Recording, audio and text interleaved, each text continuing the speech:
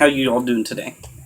I'm going to be doing a review on Ballast Point Sea Monster, and I have it in a growler, so you can't really tell what it is until I actually pour it.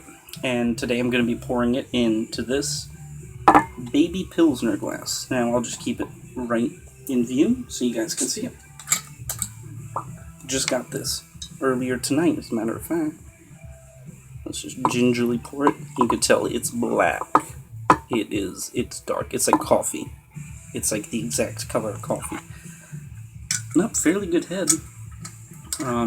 It's a 10% Imperial Stout, so the head will most likely dissipate within a few minutes. Yeah, it's about a one finger head. You know, a little bit less than that. And yeah, appearance. This thing is dark. I even got my little trusty light here. There's almost nothing getting through that besides like the little bit on the bottom. No, pretty much nothing going through that. So it's a fairly dark beer. Came out of a growler, which means it came out of a keg. So here we go. Let's do a little smell.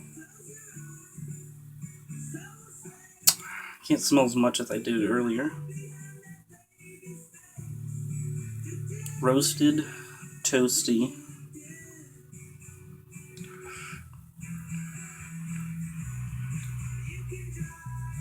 Roasted, toasty, malt almost, but I believe they don't use any, or it's non-malted barley at least. So here we go. Let's do a little taste.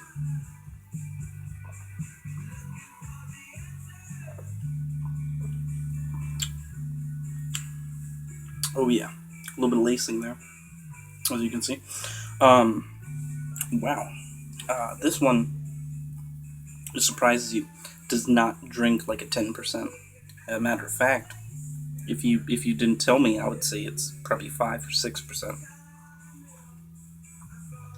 Very smooth for just being 10%. The stout part, it's fantastically smooth, much smoother than the darkness that leads on to believe.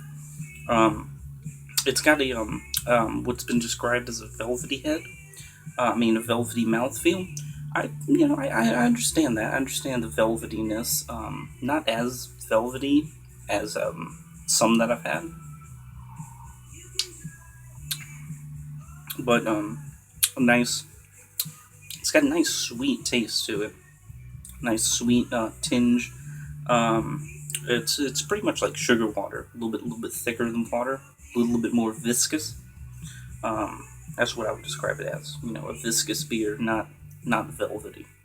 Wine, certain wines are velvety. You can literally feel, like the legs. You can feel them on your tongue. This, not so much, but I do understand where they're talking about that. So, pretty much container to serve, growler to mini pilsner.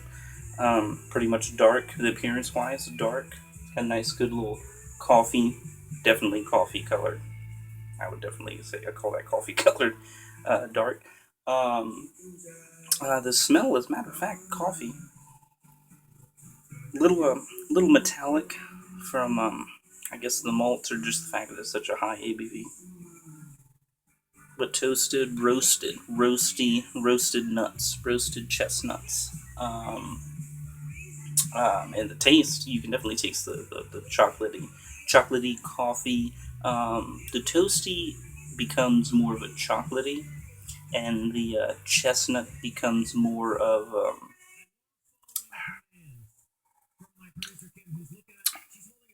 it's a toasted roasty. I'm a little sweet toasted roasty.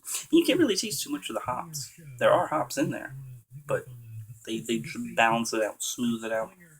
Maybe give you a little sour nip at the end. Yeah, like I told you, mouthfeel, the viscous. I wouldn't consider it velvety. How would I rate this overall? A lot of people, beer advocate 90, rate beer 98. What was it, 98 or 96? 90 on beer advocate and 98 on rate beer. So people love this, and I definitely understand them for loving it. It's fantastic. It's a gorgeous beer. Looks lovely. Drinks lovely. And 10%. Who doesn't like that? I bought this growler, 64 ounces for $18. Oh, plus tax. I got it on sale, luckily. That was the reason why I bought it. But, fantastic. Fantastic beer. It's got good, you can actually almost see, like, the legs, peeling away. I don't know if, I can see some of them peeling away, but I don't know if you can. But yeah, it's got, that means, pretty much means it's a good, it's a good viscous beer. It's got a good body, smooth taste, great smell, great. It's like it's very very middle bodied beer. It doesn't have too much of a strong taste in the beginning. It doesn't give you a aftertaste. It just everything is mellow. It's like I'm right here. Drink me. You drink it. You taste it. You love it. It's honestly one of the best beers I've ever had. I would rate this. I'd give it a 95 easy, possibly even higher than that. Appearance 10. Mouthfeel maybe 10. Everything I pretty much give it really good on. Besides there's I'm just not really a hoppy guy. I don't really like hops. I'm not really big on the hops, nothing like that. So I really wouldn't personally like as much hops. That's the only thing I have to take away. If it just had a little less hops in it, a little less of a flavor, kept still tasting, I would love it, 100%. Other than that, I give it a 95. Easy. One of my favorite top 10 beers. So take it for what it is, and hopefully you go get some. I got mine from Town Center Market in Riverdale, Maryland, Hyattsville, Maryland, close enough. And $20 for a growler, provided, of course, you already have the growler for $6. Usually they run for. Already bought mine. Second growler I've had. The first one was the 420 IPA, Sweetwater. Ooh, that was terrific. That was one of my favorites. I don't like IPAs, like I've already said. Loved it. So that's pretty much my little spiel right here. I'm just going to end it now before I just keep on blabbering on. So go out, do yourself a favor, buy some of Ballast Point Sea Monster Imperial Stout. If you want to go for the whole name, make sure it's the Imperial Stout. Sea Monster, I'm pretty sure they don't have another one. Just Ballast Point Sea Monster.